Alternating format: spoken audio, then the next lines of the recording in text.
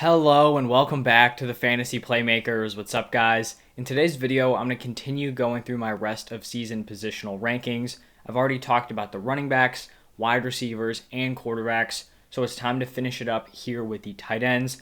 I'll be going through my top 20 tight ends rest of season. And while you guys are watching, if you're enjoying the content, hit that like button, subscribe to the channel, ring the bell so you guys get notified every time I post a video, and then let me know any comments you have down below in the comment section. This could be, maybe you think a player should be higher or lower. Let me know why. Or if you just have any other fantasy questions, start sits, waiver wire pickups, trade advice, anything, drop it down below and I'll respond to every single person. But let's just start it off here at number 1. And even though he had a down game in week 8, Travis Kelce is still my locked in number 1 tight end moving forward. I just think he has the highest ceiling. He's still way up there in terms of points per game, and that's with him having a fairly down season. I think he's going to rebound during the second half of the year. This Chiefs offense honestly just has to get better. They've been so bad as of late, so Kelce's still my number 1. At number 2, I have Darren Waller. I know some people may be making an argument for Mark Andrews. Maybe it was Kyle Pitts before his Week 8 performance, but I still think this is Waller's job. He's just gotten an insane amount of targets, and the production really just hasn't matched his volume. I think the touchdowns are going to go up. I think he's going to have some big games soon, so he is staying here for me at number 2. Then at number 3, I have Mark Andrews, and he has really been a very pleasant surprise this season. He's been a major beneficiary of Lamar Jackson's improvement in the passing game. Marquise Brown has been putting up insane numbers, but so has Mark Andrews. Maybe his production takes a little bit of a hit now that we have Rashad Bateman back. You've got Sammy Watkins coming in, but I still think Mark Andrews is going to be an elite fantasy tight end. Then at number 4, I have Kyle Pitts, and I think Kyle Pitts is a player, people are just all over the place on him. Coming into the season, he was going to be the best tight end ever, best prospect of all time. I personally had him ranked as my tight end 6 behind Hockenson and Andrews, just because I kind of wanted to see it first. And then, he comes out slow the first few weeks of the season. Everyone's just discarding him. They think he's a huge bust. Everyone just needs to be a little bit more patient on Kyle Pitts, and his value is probably somewhere in between all the swings. He's not some bum tight end, but also as a rookie, I don't think he's going to finish up there with Travis Kelce and Darren Waller. And after I heard the news about Calvin Ridley, I feel like it's almost locked into our brains to assume, oh, this is good for Kyle Pitts, because more targets, he's going to be the number 1. And then once you kind of break it down, I don't think Calvin Ridley, taking his leave of absence for however long, I don't really think this is a good thing for Kyle Pitts, because overall, that offense is going to be vastly worse. And then you're just looking at less touchdown opportunities. When you're on a high quality offense, look at the Bucs, right? So much competition. Mike Evans, Chris Godwin, Antonio Brown, Gronk when he's healthy. All those guys come together and make a fantastic offense, which gives all of them touchdown opportunities. They keep drives going. That's not going to be happening here with the Falcons. And considering the fact that Kyle Pitts takes the majority of his snaps out wide, it will be much easier to double him and put some more pressure on him. So with all that being said, I think he's a mid to high-end tight end 1 rest of season. But I don't think just because Calvin Ridley's out, he's going to all of a sudden, put up wide receiver 1 numbers. I'm just not seeing it. Then at number 5, I have TJ Hockenson. He's been really solid throughout this season. He had a really hot start, cooled off a little bit, has kind of rebounded and played well as of late. He's just not going to have that touchdown upside playing on the Lions, but I still think he's a really solid tight end rest of season. At number 6, I have George Kittle. He's definitely taken a hit from his preseason rankings where I had him as my tight end 3. Really, the injury definitely hurt him. Maybe he's back here in week 9. Maybe it's week 10. We don't know. But honestly, the more concerning part is that when he was on the field, he was just not very involved. This was a one-man show with Deebo Samuel. And so George Kittle was kind of the odd man out, along with Brandon Ayuk. I think he's going to perform better when he comes back, just because if you have a tight end as talented as George Kittle, you've got to find ways to get him involved. I think Shanahan will, but he's still, guys like Hockenson, Pitts, and Andrews have played really well, so I can't rationalize putting Kittle ahead of any of them.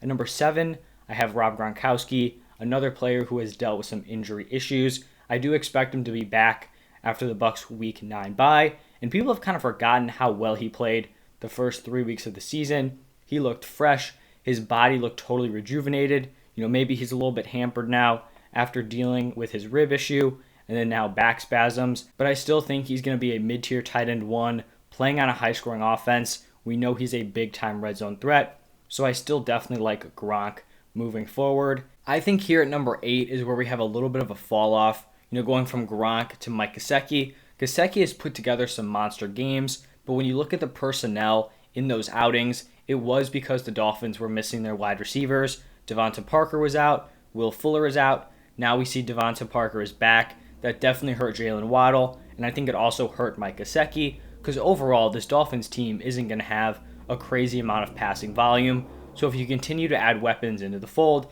it's obviously going to take away some production for guys like Mike Gesicki and Jalen Waddle, but he's still someone who's like a lower tier mid tight end one. After him, I have Dallas Goedert here at number 9. Kittle leaving definitely just opened things up for him. I think he's a solid tight end one play. And looking at this Eagles passing offense, I don't trust it at all, but it does seem like Goddard's the guy who's continually involved ever since Ertz has been out. So that's great news for him. Moving on to number 10, I have Dalton Schultz, and he really came out of nowhere. He's really established a nice role as a volume receiver for Dak Prescott. Definitely had a down week 8, but you have to remember Dak was not there. So I just still think he's going to be a solid, consistent option moving forward. And what I like about him is that he has a safe amount of volume. He's not one of these tight ends that I'm going to get to later, like a Dawson Knox, who has scored the majority of his points through touchdowns. He has a nice target share. I think that's going to continue throughout the rest of the season. And he's on a good offense, which is going to mean touchdown opportunities as well. Now let's shift to the back half of the top 20, starting off here at number 11 with Noah Fant. He was someone who I was low on coming into the season. Then he was kind of overachieving, and now I think he's kind of settled back into reality here. And it's not really his fault. I think he's a very capable tight end. It's really just his situation here with the Broncos. You've got a lot of weapons, a lot of mouths to feed. We saw once Judy came back, Alberto came back, Noah Fant did not have a great game. So I still think, he's going to be one of these fringe tight end ones, but he definitely doesn't have the ceiling that he had when Judy and Alberto were out. I mentioned this guy a little bit ago, Dawson Knox here at number 12.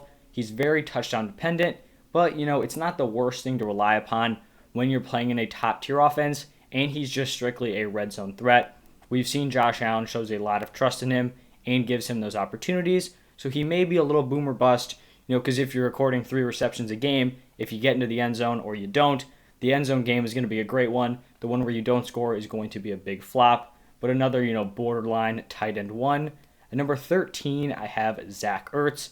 Obviously, the move to the Cardinals definitely benefited him, just like it benefited Dallas Goedert. He's just going to be a little bit lower than Goedert because I think there's way more mouths to feed on this Cardinals offense. He's now competing with DeAndre Hopkins. He's competing with Kirk, AJ Green. You've got Rondale Moore thrown in there, plus the 2 running backs, James Conner and Chase Edmonds. But they've used him right away. He has made an immediate impact, and it definitely looks like he still has a little more juice left.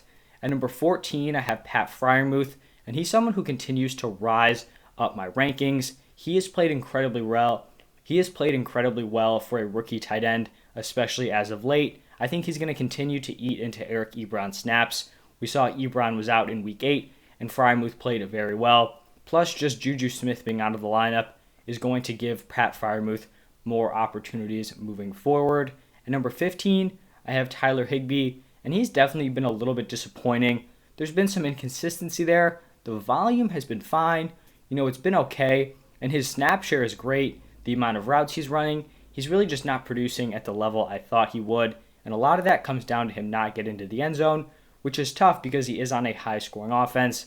This may correct a little bit, in his favor, but I think he's going to be more of a, high-end tight end 2, who, if he gets lucky with touchdowns, is more of like a low-end tight end 1.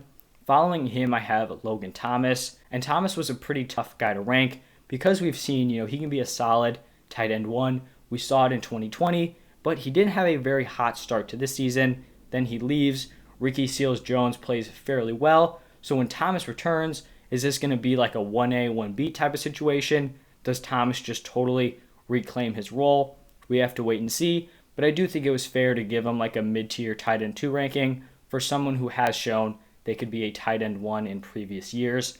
At number 17, I have Dan Arnold, and he is definitely trending up as well. He's been a guy who the Jaguars have been trying to get the ball to. He's been targeted a fair amount in his games with that team. And really the only thing that's holding him back is the fact that he's on this Jaguars offense. There's just a lot of inconsistency there. You would think they'd be targeting Marvin Jones, Laviska Shenault, and it's possible they could go out the next few weeks and target those guys a ton. And then players who have been seeing a lot of work, like Dan Arnold or Jamal Agnew, kind of take a step back. Overall, there's just not a lot of touchdown opportunity on this team. So those are really the factors that are holding him back as of now. At number 18, I have Hunter Henry. He's played very solid.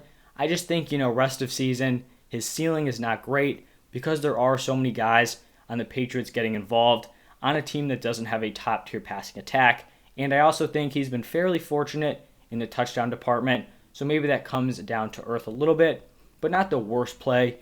Maybe your high-end tight end is on bye. He's definitely someone you could plug into your lineup and feel confident about. We're almost to the end here. At number 19, I have Tyler Conklin, another player who's kind of a plug-in if your tight end is on bye, or just a solid plug, if you're playing in a 20-team league.